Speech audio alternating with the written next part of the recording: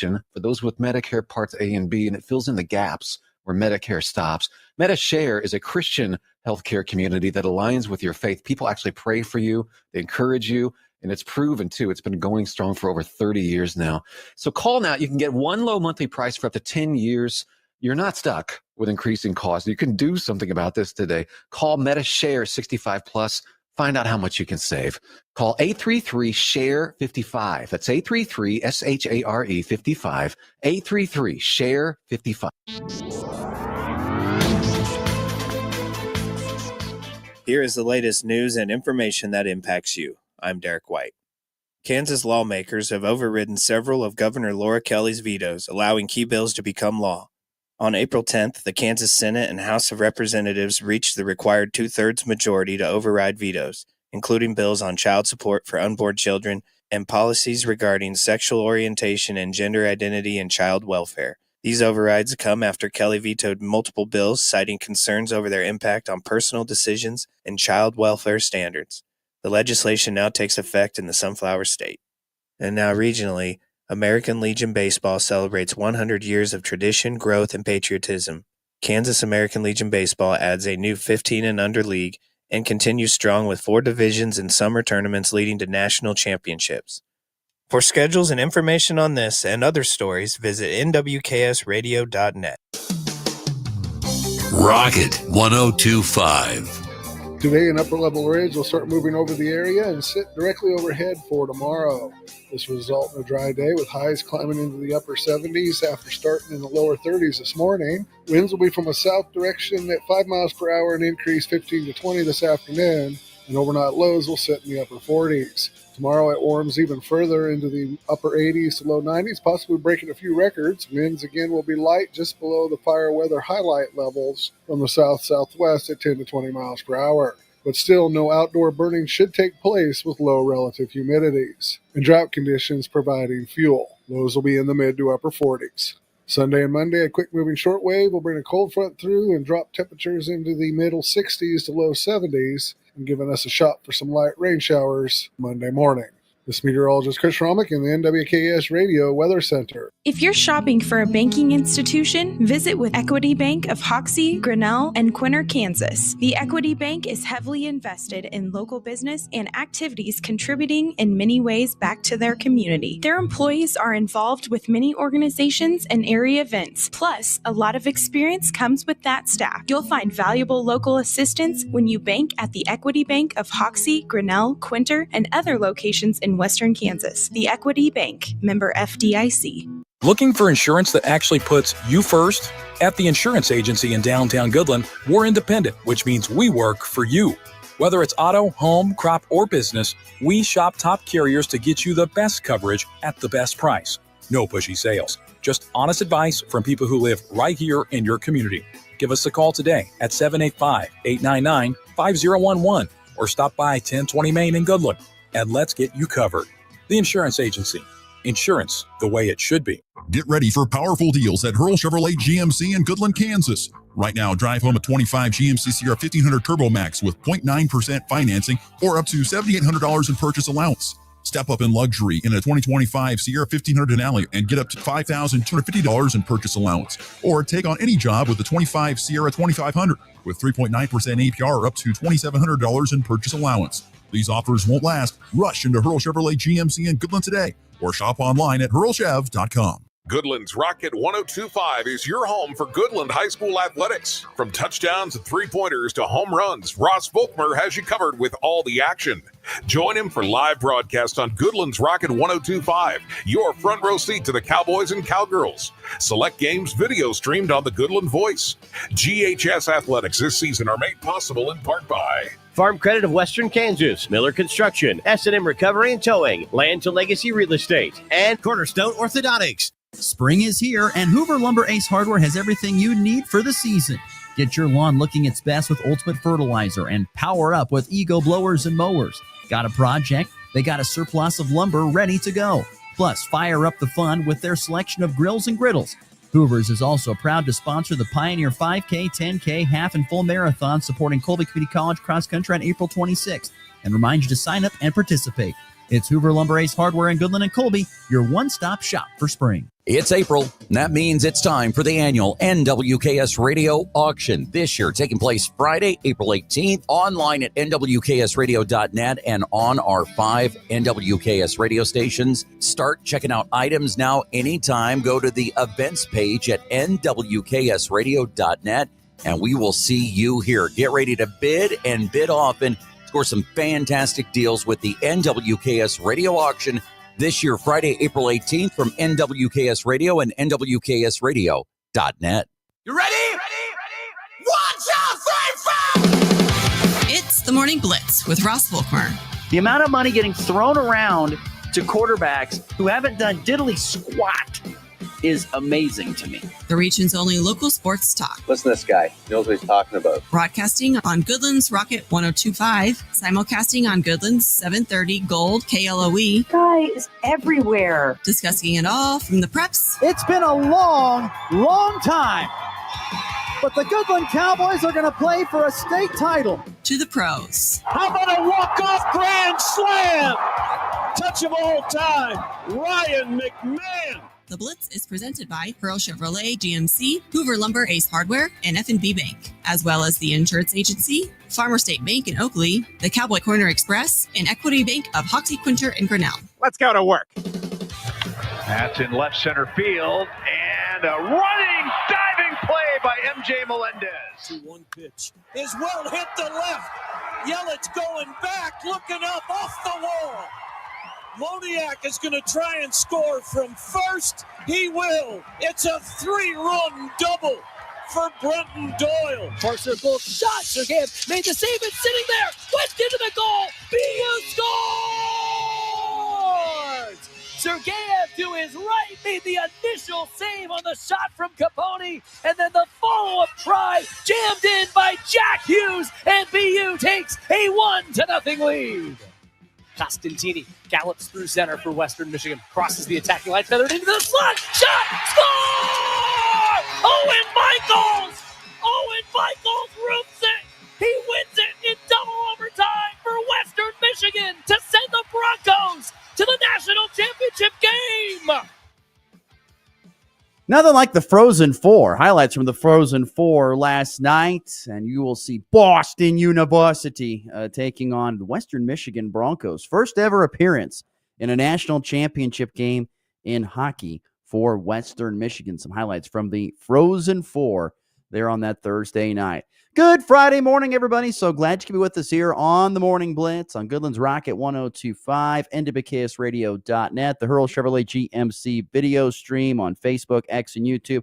So glad you could join us, no matter which way you are listening or watching here on this April the 11th. Another nice, beautiful start to the morning, 36 in sunshine. Be a warm one today. Yesterday was perfect. I mean, I was outside mowing the lawn, trying to start that process of getting the lawn kind of back into shape, and did the first step, at least in my mind.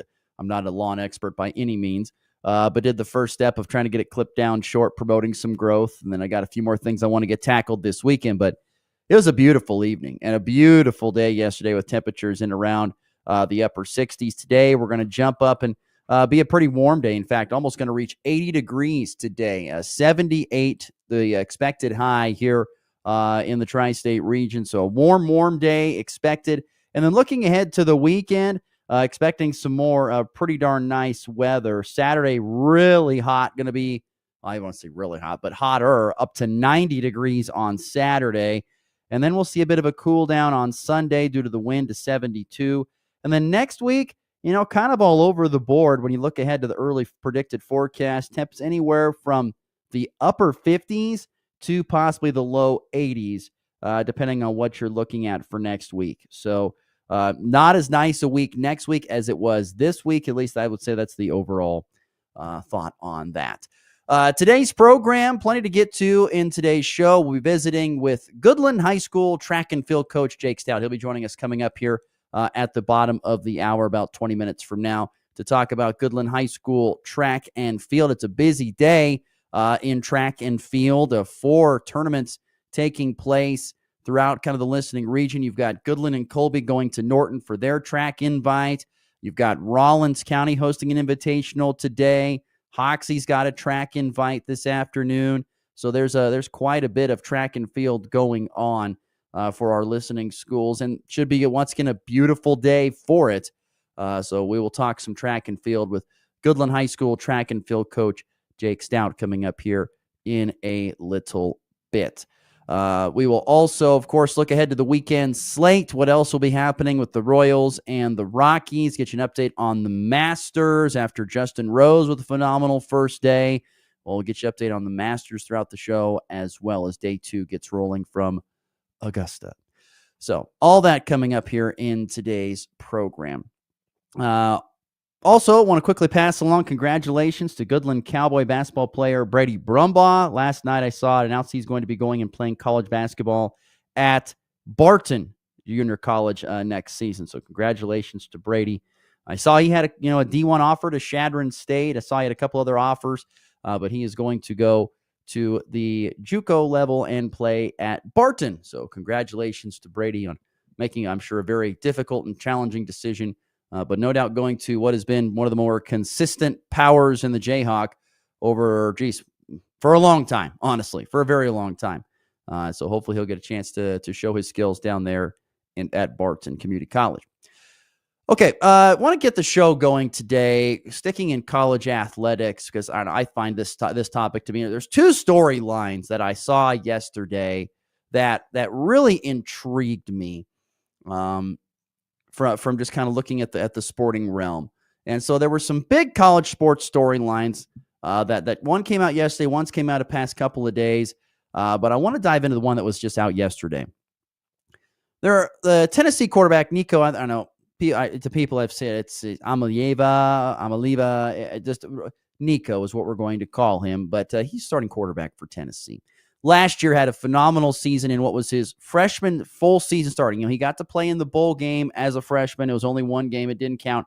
So in his first full season starting as a freshman, he had over 2,600 yards, 19 touchdowns, 5 interceptions, QBR of just over 70. And that does not count what he did, of course, running the football. He was also very good rushing the football as well. I think he racked up a couple of touchdowns in their playoff loss at Ohio State in the first round of the college football playoff. Very, very, very talented, highly athletic, and very talented quarterback. And the backstory on Nico is that when he was recruited to Tennessee, he was offered a very large sum of money in an NIL deal. He was offered a very large sum of money. That number, from what reports have said, was around the $8 million range. $8 million to come to Tennessee and once again, this was a kid out of high school coming out and getting an $8 million NIL deal to come and play at the University of Tennessee, where he didn't start as a true freshman. He redshirted, got his body right, and then as a redshirt freshman started and took over there at Tennessee last season and had a really good season, a very talented quarterback. But there's stories coming out here as of late talking about how there is a possibility that he could be leaving Tennessee for more money. He is currently in the process of renegotiating his NIL deal at Tennessee. And there's been other reports come out that say, though, the family says, no, we're happy. We're happy with Tennessee. This is all false. And there have been other reports as well throughout saying, he's looking to possibly get more money from other places. Usually when you hear 2 sides of the story like that, the truth probably falls somewhere in the middle. My guess is Nico is happy at Tennessee, but he would like some more money. That would be my guess. And this is, once again, another issue that we are seeing with college athletics, is that you have a young man who had a very good season, and because there are no contracts and it's just open market, free will, anytime, do whatever you want, now you can go and you can be a part of a team, you can lead a team, you can be a starting quarterback somewhere, and if someone has a bigger pocketbook, they can just pretty much buy you off that team if you want to. Now, I'm not sitting here predicting that he's going to leave Tennessee. I believe he will stick around and stay there on Rocky Top. But this is the type of thing that just makes college sports sickening anymore. You had to recruit, in order to get this guy to come, you had to pay him a large sum of money, $8 million, which is asinine for a college kid to have that, to get an $8 million NIL deal. And then that's not actually enough after a good first season. We need more. We need more money. $8 million is not enough. We need more money. That is just absolutely ridiculous and dumb. So I don't get that story. To me, leaves me just feeling, I don't know. It disgusts me. I don't like that I hate this part about college athletics. And there's no end in sight. Like, this cannot change more than likely until you start collective bargaining with your athletes, where that means that, the athletes are represented and they have their, they agree to some rules. This is what happens when this whole NIL and now here into what's going to be known as pay for play open these doors up. It just led to so many more headaches. So many more headaches for administration, for colleges, all that stuff. And I do not understand it. There's no loyalty left in college athletics. Now, once again, I think Nico will probably stick around and play for Tennessee next season, and they'll probably have a really good year. But once again, he was paid more than enough, yet it is still not enough for him. On the flip side of the coin, though, if there's a bright spot, it was interesting to hear, Texas quarterback kind of be starting in his first year, I think in his sophomore or junior, I think it's his sophomore campaign. Arch Manning will be the full-time starter now at Texas since Quinn Ewers has run out of eligibility and is moving on. But Arch Manning, he was visiting with some reporters there this week, and they were asking him, why did you stick around? Why did you not leave and go somewhere else in the portal? Why did you not go do something different? You're a really talented. You could have gone anywhere you probably wanted and gone and played. And Arch Manning said, I wanted to be the quarterback here at Texas. It was worth sticking around and waiting for it to play. Those are the type of answers that I would love to hear more of. And don't get me wrong, Arch Manning is making money. He's making plenty of money there at Texas, a couple $1 million, I'm sure at least. And he's going to make a whole lot more, especially if he has some success there at UT. But my point being is that that's the difference. You got a guy who's there hanging around. He understood that, I'm not going to be starting right away. It's okay. I'll hang around here. I'll work on my game. And then when it's my time, it'll be my time. That is not the way it is anymore. That is not the way it is anymore. They would move on and say, well, I didn't get to start my first year. They said I would maybe get a chance. And yeah, so it's a sad, sad deal. Jared, F&B Bank text line 785-899-2220. He says he's okay with this only because of all the old-time college presidents and administration that took all the money back in the day and refused to do the right thing. Karma is what he says. Fab Five exposed all the corruption and theft, and that's why should only a few profit off. That's why should only a few profit off of what we're doing. So, look, I get the point. Look, I don't have a problem, Jared. I don't have a problem with paying athletes. I don't have a problem with NIL. I personally have a problem with NIL. There's a difference, Jared. NIL is where a young man or woman has a skill or, a personality that a business is like, we'd like for you to come be the spokesperson for this shoe company or something like that and get paid for it like a job. They're able to have a job outside of their sport. They're able to do that and use their name, their image, and their likeness in order to help sell product for another country. Now we're getting into the point, which this story coming up here in just a matter of seconds, now where the universities have to pay players a certain percentage of their budget every year. Now you're paying players to come play for you. It's not where a person earned that right to go out and get that NIL deal. No, just because you're good, we're going to throw money at you. That's the problem, Jared. That's the problem.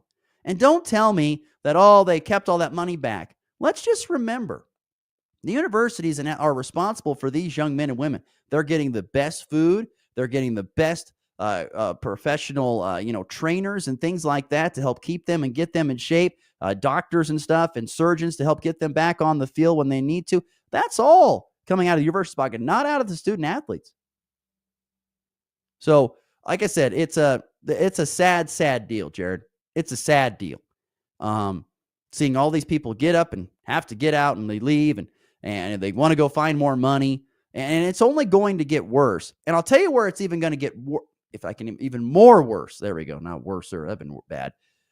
So if people haven't been following, there's, of course, this House versus NCAA case that's taking place out in Oakland, California, where the House is challenging the NCAA and talking about it. This is, once this is passed, which they believe it will, this is going to allow, once again, the universities to pay players. The budget right now is like $20 million out of their total athletic fund that they bring in for the year. The athletic department will have to pay $20 to $22 million back to the athletes.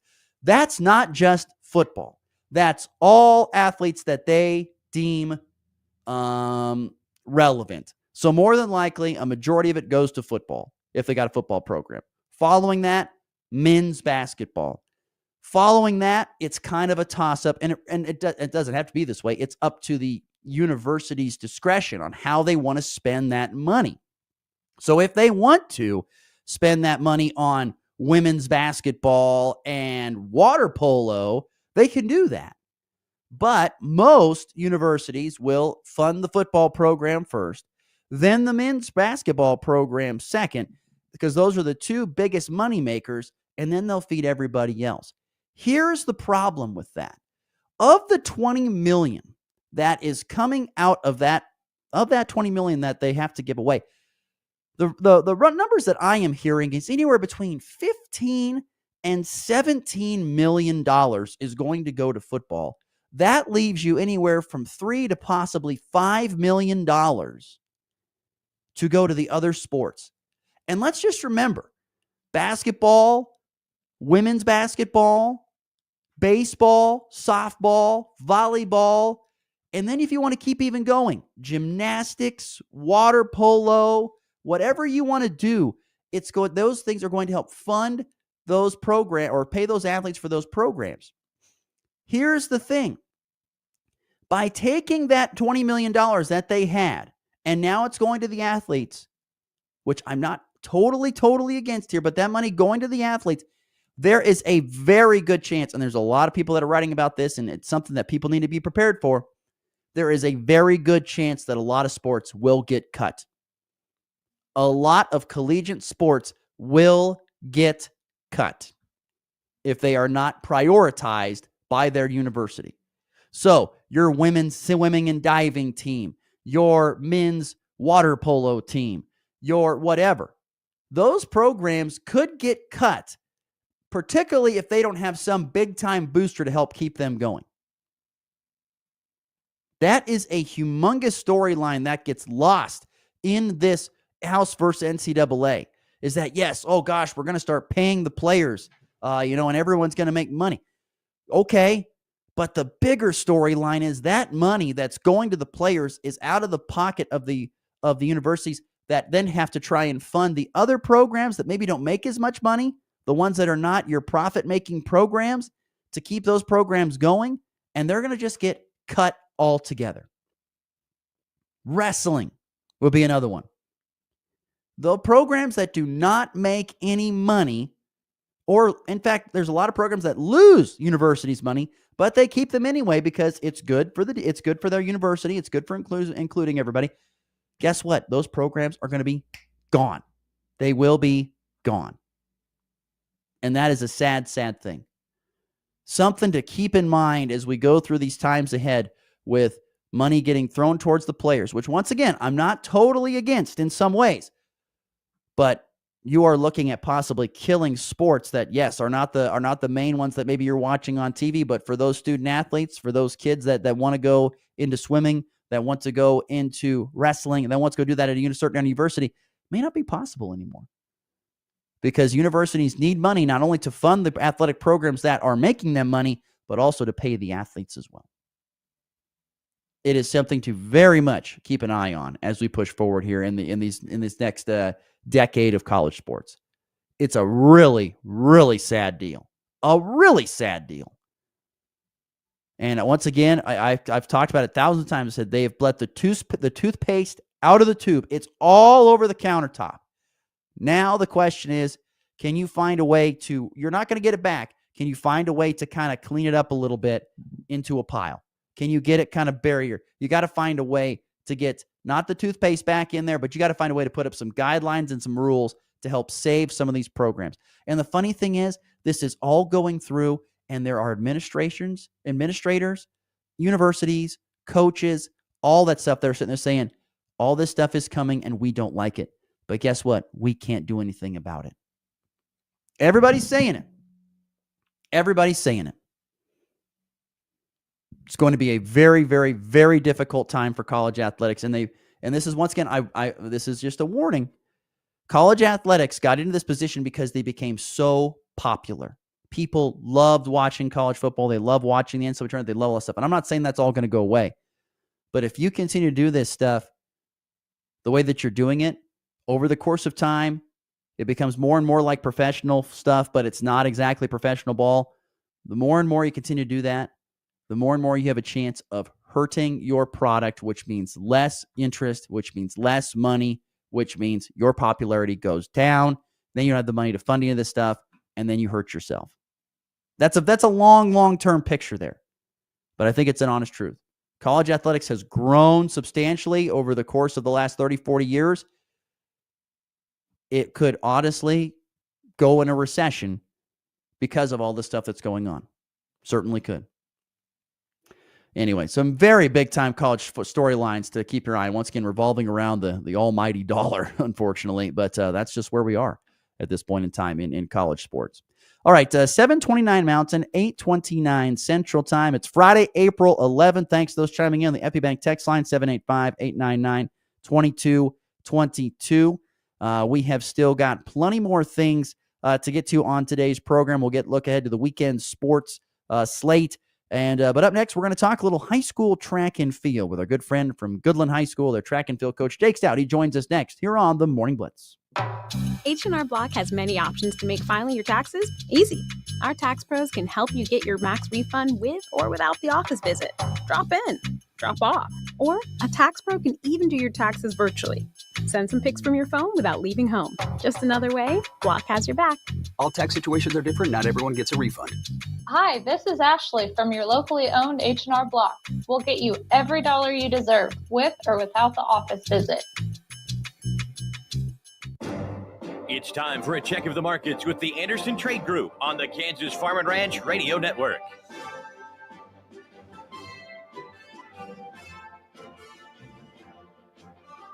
Good morning, this is Kate Thompson with the Anderson Trade Group. Today is Friday, April 11th. On the overnights last night, made corn higher 2.5 at $4.85.5. July up 2.5 at $4.91. September up 3 cents at $4.49.5. December up 2 3/4 at $4.57. Basically means up 2.5 on the overnights at $10.31.5. July up 2.5 at $10.39.25. August up 4 1/4 at $10.31.5. September up 5 cents at $10.09.5. Chicago wheat, the May contract higher 12 cents at $5.50. July up 10 3/4 at $5.64 1/4. September up 10 3/4 at $5.78 3/4. December soft wheat up 9 1/4 at $5.99 3/4. Kansas City wheat, the May contract higher 10 cents on the overnight at $5.68. July up 10 cents at $5.83. September up 9 1/2 at $5.97.5. December hard wheat up 9 3/4 at $6.20.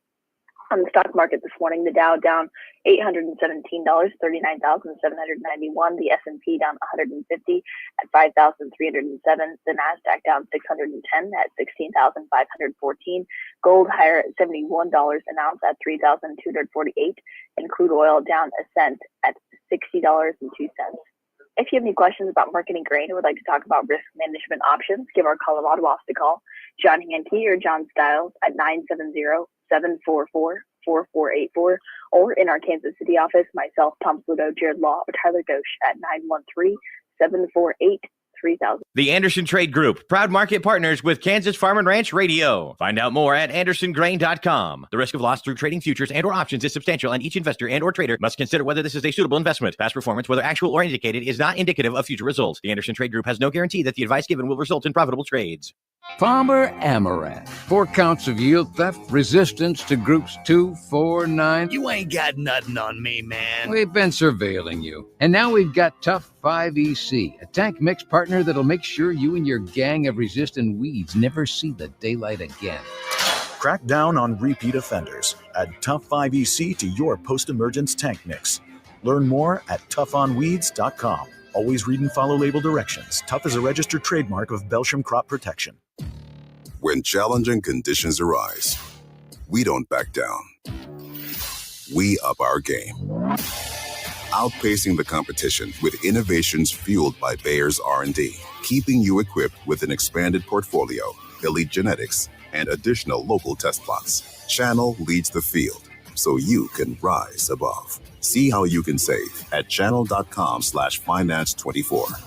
Read and follow pesticide label directions, grain marketing, and other stewardship practices. Get ready for powerful deals at Hurl Chevrolet GMC in Goodland, Kansas. Right now, drive home a 25 GMC Sierra 1500 Turbo Max with 0.9% financing or up to $7,800 in purchase allowance. Step up in luxury in a 2025 Sierra 1500 Denali and get up to $5,250 in purchase allowance. Or take on any job with the 25 Sierra 2500 with 3.9% APR or up to $2,700 in purchase allowance. These offers won't last. Rush into Hurl Chevrolet GMC in Goodland today or shop online at hurlchev.com. Whether it's touchdowns, home runs, or buzzer beaters, we've got you covered. It's the Morning Blitz.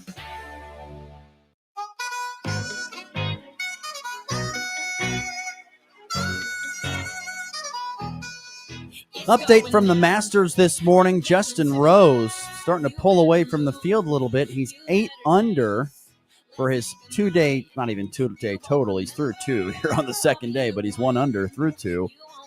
8 under par. The guys looking up at him include Corey Connor, Scotty Scheffler, Ludwig Oberg there, all tied for second at 4 under par. Bryson DeChambeau, 3 under par. How about Freddie Couples? Man, that was a performance from old Freddie, 65 years old, a 1 under 71. That was impressive from Freddie Couples yesterday. Unfortunately, guys like Rory McIlroy and those guys just not able to hang around. John Rahm, really bad first rounds for those guys. Really unable to kind of get in the groove there on day number 1. And right now, I tell you what, Justin Rose was in such a groove in day number 1. He's hard to kind of catch up with a little bit. So we'll see. Day 2 getting underway, though, from Augusta. Like I mentioned off the bat earlier in the show, talking about today with a beautiful weather day. And, boy, hope track and field athletes, everybody else is going to take advantage of that. You've got the Rollins County Invitational today. You've got Wallace County, St. Francis, Oakley, Decatur Community all going to that. Hoxie has their track invite, Quinter Golden Plains, a few of the teams coming to that event. And, of course, Colby and Goodland will be running in their second track meets. Colby started off their year at McCook. Goodland started off their year down in Ulysses. And today they will continue their seasons in Norton at their track invitational. And we're pleased to welcome into the show our friend from the Goodland High School track and field team. Their head coach, Jake Stout, joins us now. Coach, thank you so much for taking the time. What year is this for you now? Is it 4? 3, 4? I was trying to think off the top of my head. 5, sort of. I was hired COVID year. And I had 2 weeks of practice, and then season canceled, obviously. But I've been here since then. Year before, I was head junior high for a single year, and then year before that, I was just distance coach. So, man, yeah, this is kind of funny to think about that. Think about it. You had 2 weeks of practice, and then that was it. No track whatsoever. That had to be a really weird thing to be in, I'm guessing. It was. Best part was I still got my full season pay. So I was a very high paid track coach for those 2 weeks. It was great. Yeah, nothing like not having to work to get a little bit of extra money in your pocket. So yeah, exactly. That worked out well. Not to mention that COVID stipend check too. That was a really big spring for you. Yeah. It was paid nice to sit at home and enjoy the outside. Yeah. Funny part is, though, really didn't rest that much. I had kids constantly asking me for workouts, and I said we were allowed to be outside. So my distance kids, we still met up and ran that summer. So we still worked. No, it's funny to reminisce about those times back just 5 years ago. Jake Stout's our guest here on the Hoover Lumber Ace Hardware Hotline. Just real quickly, I want to look back at last year, 2024's track season. That was a really good one for Goodland Track. But you've had about a whole year now to kind of reflect and think about that. What are your thoughts when you look back at last season, how good a year it was? Yes, boys teams did great. Got a couple of really, really good guys that kind of brought the team along with Lincoln Cure, Chayton Goodwin, graduated as senior, Noah Shanette. He was a great jumper. Those guys did great, medaled at state, able to get 7th as a team. Didn't do too much as a league. We just didn't have enough kids for these smaller meets to really compete on a team scale. Well, my girls, we're kind of the opposite of that. No one was truly outstanding, but as a team, they were great. Everybody was able to score a few points here and there, and we were able to win league by 1 point. Take a couple to state, but really didn't medal any. At the same time, though, when you look back at that last season, it really seemed to lay the foundation for what could be for years to come. I hope so. I said, we're kind of looking at this year with the boys that we have going. If it's not this year to do something special at the state level as a team, then what year would it be? We've just got great guys lined up from freshmen to seniors and key spots. On the guys' side, we're definitely going to be hurting on distance runners. So we're going to be dropping points there. But, man, are we good at sprints, hurdles, throws. We're going to be pretty good all over the place. Girls, we're going to kind of be the same as last year. We're just going to be good as a team. We'll see how Marie Martin develops as a vaulter this season. I really think she can qualify for state. She probably should have past couple of years, just got unlucky with certain regionals. And then we'll see how my distance girls can come along, see if we can get together a relay team that might be able to do it. This is with head coach Jake Stout, coach of the Goodland High School track and field team. I want to go back to the guys' side for just a second and talk about the throwers. I think we knew about the runners, with Layton and with Lincoln and Chayton and those guys being able to go out there and run really well. But to develop the throwers that we have seen here, whether it be Rhett Eyrig or Ethan Herenick, those guys that have really come on in the throwing department. I mean, that's something that's kind of new and fresh.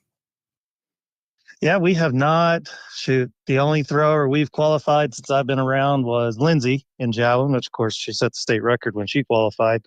But besides that, we've been kind of anemic. So it's great to really get these guys going. Rhett missed last year due to some injuries. He's out this year, and I don't know if you've seen him, but, man, he's looking big. So had some good throws. He's yoked, that's for sure. Yeah. He has to enter doors sideways now. So he's looking strong. So if we can get some really good technique behind that strength, he could be something special. Ethan, threw great as a freshman. I just think he's just a sophomore, and he's going to be close to that competitive level. Throwing as a 16-year-old against 18-year-old is pretty difficult on that boys' side. On to the sprinters for the men's side. We all know Lincoln has been really, really good. What do you think? What is Lincoln weighing as he goes over these hurdles these days? Because, he's in kind of a tough spot trying to kind of get prepared for college football, yet still trying to run a very, very fast, 300 and 110 meter hurdles. So I like to joke with Lincoln. We pretty much usually weigh the same, 225 to 230. He's just, 6 inches taller than me. And but yeah, so I always joke around that if he's weighing less than me one day, I'm like, then I start calling him the little guy.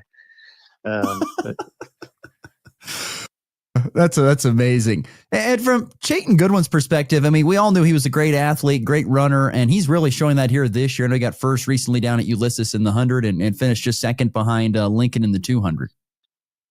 Yeah, junior this year, he did exceptionally well as a sophomore, again, kind of younger kid competing against older guys. His time at Ulysses was crap. He had to run in the face of 30 to 40 mile per hour wind. So he kind of just showed how strong of a runner he was. And so once we get him in good conditions, he's really going to post a fast time and start scaring those other 3A schools. You got to think, though, he's really one of those that has put on a lot of good weight here over the last, 12 months or so since last track season.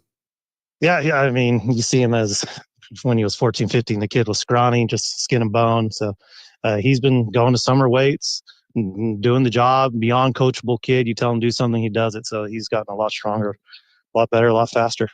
Visiting with head coach Jake Stout here on the Hoover Lumber Ace Hardware Hotline, talking Goodland High School track and field. You mentioned the girls. There's a lot of good pieces all over this lineup. You mentioned, of course, Marie Martin, but you've had some other really good pieces. Libby Cure finishing first in the javelin. You're going to have just, I think, like you said, a lot of different girls step up at different times throughout this season. Yeah, I hope so. We're playing around a lot with them, moving kids. Hey, you're running this event, this next meet. They've never done it before. we're just trying to put together the best possible team we can, figure out the pieces. One meet in, so past couple practices have been interesting. And then next couple meets will be interesting as I put them in different events. What are you trying to get figured out here over these first few weeks of practice and, of course, these first few events from a coach's perspective? Is it as simple as we're trying to find the right event for you, or what are you hoping to see from each of your athletes on an individual basis?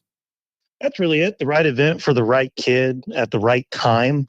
Also, be completely honest, we're not sure who's fastest yet, who's better yet. We had one meet with 30 mile per hour wind. And that meet was kind of, okay, you're definitely stronger than these other people, but how would you be on normal conditions? So we still got to play around with that.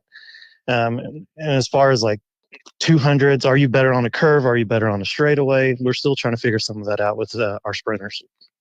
It's just got to be a fun time, though, for you to kind of play with some, like say, well, let's put someone in the 400 and get them kind of decent so that if we want to run shorter distances, they could, or something along. You can kind of mix and match a little bit at times. I do. I play that game a lot with my mid-distance kids, my 800 girls. They hate me for it, but we run a lot of 4x8s, 4x4s, and then all of a sudden they're in the open 4. And heck, this next meet, I think one of them's running the 4x1. So they just never know what I'm going to do. I like to keep them on their toes, at least for the first half of the season. Second half of the season, we kind of know. That's one thing we haven't talked about yet is relays. How do you feel about relays on both the boys and girls side this year? Boys, I mean, you got Chayton and Lincoln. So if I can just find 2 other guys, that's going to be a good relay. Whether it's 4x1 or 4x4, we're not sure yet. I know I'm leaning towards one more than the kids are. But so we're going to see. We're going to be playing around, figure out 2 other guys and see if we want to go for it. I really do think if we can find 2 other guys, I think Cato Romero could be on there. A freshman, Connor, could do a great job.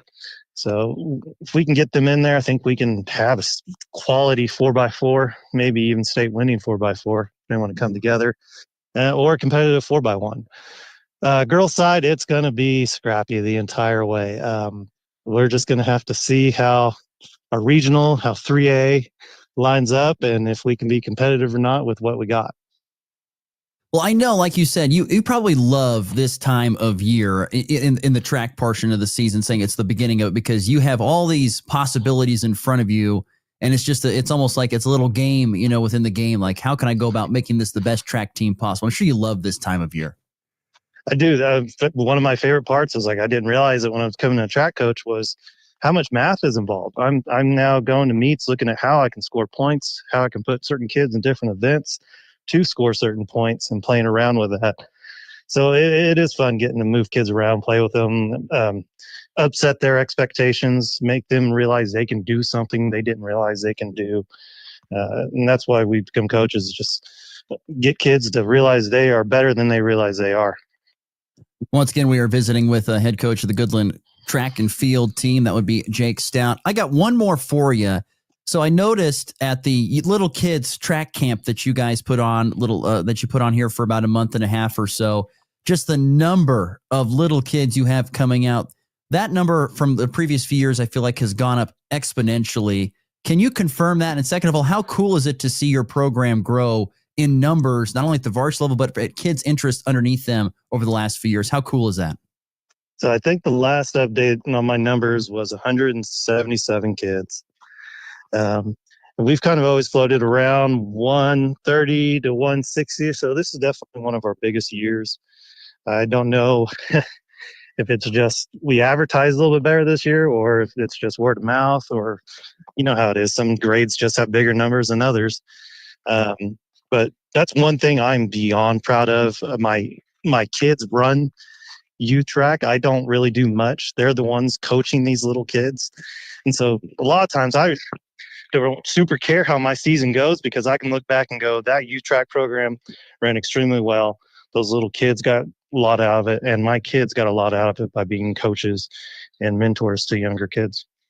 Well, just not only that, but, like the numbers, like for your own track team, you got to feel like are growing a little bit each and every year with kids coming to run track and field. I hope so. Our numbers, let's see, I have somewhere around 75 junior high kids this year.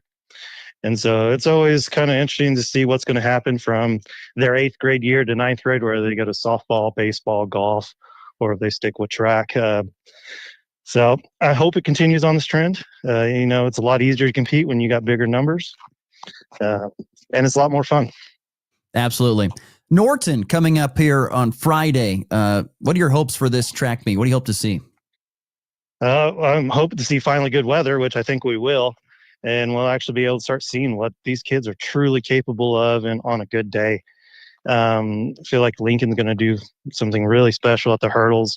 Now that he's got good weather, especially 300 hurdles, he might run in the 38s and get a new school record in that. Chayton, I feel like he might run in the 11 seconds in the 100-meter dash, get close to the school record as well. And then our fields finally get some good results in our fields because that wind really impacted it at the last meet. So hoping a lot of PRs, and I'm hoping that we can compete and win the meet. Our boys team won it last year. The year before that, our girls team won it. So I'm hoping we can show up and come home with a plaque. Well, we hope you to bring home some hardware. That is for sure. Head coach of the Goodland Track and Field team, Jake Stout, joining us on the Hoover Lumber Ace Hardware Hotline. Thank you, Coach, for the time. Best of luck. We'll talk soon. Thank you. Well, one thing for sure, we know that they are going to have some nice weather today, one would think. Should be some beautiful weather up there at Norton to put together some really quality times. And you can just sense that Coach Stout is very fired up about this year's season and what it could possibly be for GHS Track and Field. All right, 7:49 Mountain, 8:49 Central Time here on a Friday. So glad you're still with us here on the Morning Blitz. We'll come back, take a look at the weekend slate. Plenty more to get to here on a Friday show here on the Blitz. If your vehicle's tires are tired out, well, get tired up at Great Western Tire, where they have tire pros that know how to equip your rig with the tread and the type of tire for the way you drive. Great Western Tire carries name brands like Goodyear and take advantage of tire specials for tractors, trucks, SUVs, cars, and ATVs. Tires for your entire operation at Great Western Tire of Oakley, Colby, Hoxie, Scott City, and Sterling, Colorado. They buy in big volume with big discounts, which means big savings to you. The Farmers State Bank of Oakley has been financing agriculture since the day we opened our doors. Hello, this is Corbin, and we are proud to be your locally owned partner in ag. We invite you to come and visit with us when you need to purchase new or used farm equipment, or need any type of agriculture or business loan. We have the knowledge, experience, and financial resources to keep you growing. The Farmers State Bank of Oakley, a tradition of community and agriculture for over 115 years. Member FDIC. Looking for insurance that actually puts you first? At the insurance agency in downtown Goodland, we're independent, which means we work for you. Whether it's auto, home, crop, or business, we shop top carriers to get you the best coverage at the best price. No pushy sales, just honest advice from people who live right here in your community. Give us a call today at 785-899-5011 or stop by 1020 Main in Goodland and let's get you covered. The insurance agency. Insurance the way it should be. At FNB Bank, we understand the backbone of our community is our local farmers and ranchers. Whether you're growing crops, raising livestock, or investing in new equipment, we're here to help you succeed.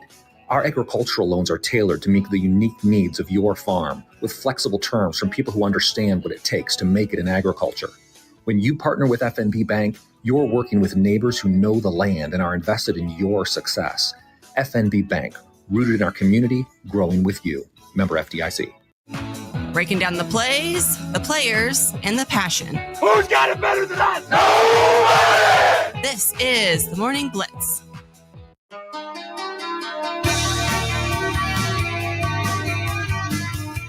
Another friendly reminder to clear your calendars on Good Friday. Get posted up next to your radio as our 2025 NWKS radio auction will be taking place bright and early on Friday. We'll not have a show a week from today because we'll be getting going with the radio auction.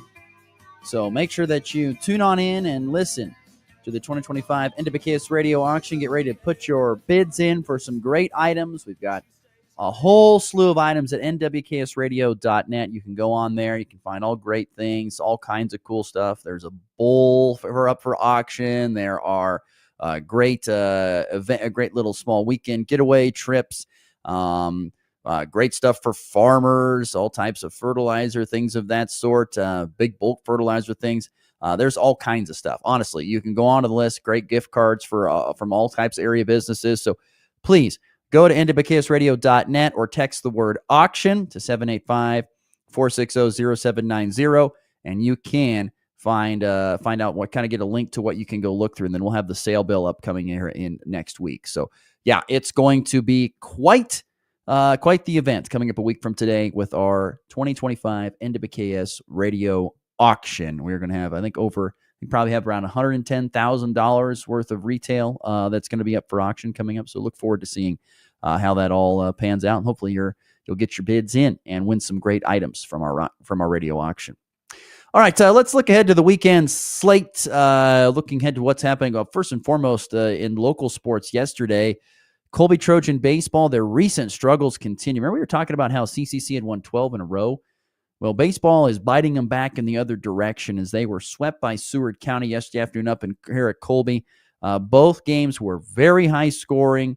Colby losing 14-10 in game one and then fell 19-16 in game two. I mean, if they could just get some semi-decent pitching, they've got the run support to win a lot of games.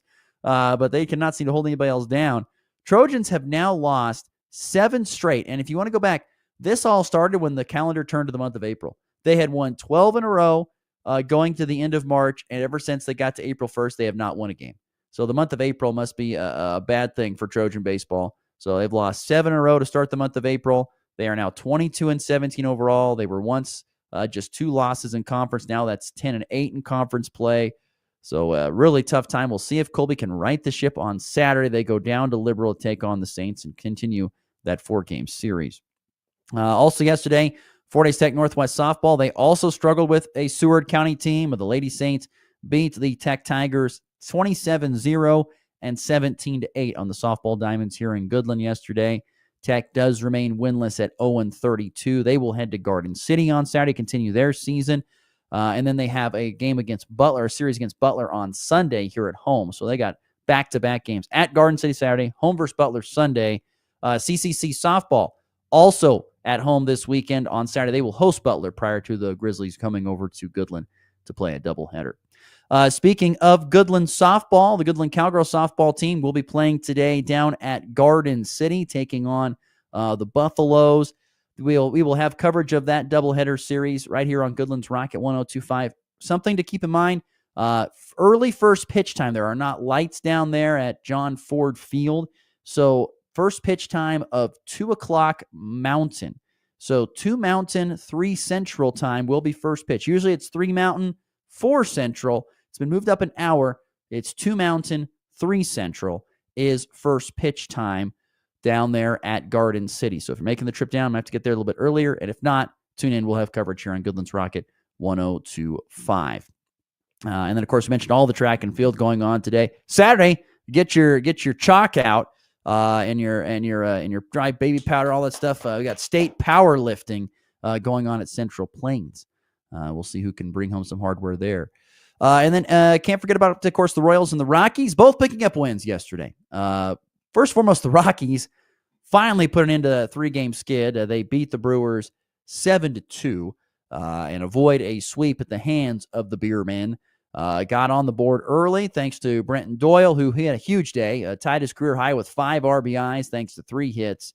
Huge day for him. Zach Veen, the rookie sensation, got his first hit, or his first RBI, I should say, not his first hit, his first RBI of his career. Michael Tolia had 3 hits and RBI in the win for the Rockies as they get it done. The things got a little dicey. Honestly, got a little dicey there with a bases loaded jam in the 4th, but Rockies bullpen came in and took, or Ryan Feltner got out with back-to-back strikeouts, and the bullpen came in after that and kind of helped keep things at bay. But the Rockies get a win. They will head west to face a very hot San Diego Padres team. That series starts tonight there in San Diego on AM 730. KLE Herman Marquez on the bump for Colorado. And the Royals with a win over the Twins as they take, after they took 3 out of 4 in that series, what I'm trying to say there. 3-2 was the victory yesterday. Not a lot of offense again, but Michael Waka really good on the bump, 5 1/3, 3 hits, 2 runs, 3 walks, 4 strikeouts. And the bullpen very good, allowing just 2 more hits the rest of the way. When you allow just 5 hits, it's going to help you win a lot of baseball games. Even the Royals only had 7 hits in yesterday's 3-2 victory. Bobby Witt Jr. a couple of hits and also had a sacrifice fly RBI, which gave the Royals the lead there in the 7th. They tied it in the 7th with a Jonathan India single, and then Bobby Witt Jr. with the sac fly to put the Royals at 3-2. And the bullpen, Lynch, Ursig, and Estevez do a great job of getting it done. Estevez, by the way, former Rocky, now with 4 saves for Kansas City. The Royals, by the way, back in action this weekend. They open up a series in Cleveland starting tonight. Of course, AM 790 KXXX is ranking listed. Royals, by the way, 6-1 in their last 7 games after a little bit of a rocky start. They have righted the ship. There you go. That is your weekend slate or your weekend sports preview and what's ahead here within the listening region. High drive, deep left, grand slam! And back lifts his ball high and deep to right. How about a walk-off Gray? Thomas to the 10. Denver's going on to New England. They win it on the first play of overtime. Mahomes swings it. It's there! Hardman! Jackpot! Kansas City! Another quick update from Augusta. Through 3, Justin Rose still 1 under and is 8 under par. Once again, that is 4 strokes ahead of the next highest scoring golf, or next lowest scoring golfer, I should say. So Justin Rose right now kind of playing with house money, at least here on day 2 to this point in time. Interesting story from our good friend Shreyas Laddha of the Kansas City Star. He was able to visit with Flory Badunga and get the reasons why Flory decided he wanted to go into the portal back on March the 29th, and he has most recently said he'll be back to play at KU. But I thought this quote was interesting. Flory told the Star, "Last year was really up and down as a team, and I felt like I wasn't valued as a player. I feel like I could have done more than I did last year. Maybe someone else could provide what I needed." That was the reason why Flory got in the portal. Look, I think it was not really planned that Hunter Dickinson was going to come back last year for this previous year, and that really halted the impact that Badunga could have had. But you're a freshman, man. You're a freshman. I know you're a really super talented freshman. This next year is going to be your big year along with Peterson. So I don't know what you're talking about, buddy. Apparently it wasn't money. Apparently it was he needed to make more of an impact. And there's no doubt, I thought he made a pretty big impact, even though he only averaged 6.5 boards and 60 minutes to play. I guess he wanted more minutes. And there's definitely programs that would have given him more minutes, but he's come back to KU, luckily, and the 1-2 punch of him and the number 1 player, according to 24/7 Sports, Darren Peterson, for the 25-26 season ought to be very highly entertaining. So, all right, that'll do it for our program. Thanks again for listening. Don't forget to tune in later this afternoon for Goodland Cowgirls softball right here on Goodland's Rocket 102.5. We'll have pregame starting at 1:40 Mountain Time with Goodland Game Day, presented by the Insurance Agency. Have yourself a great weekend. Enjoy the beautiful weather. See you back here on Monday. It's been the Blitz. Rocket 102.5 KKCI Goodland.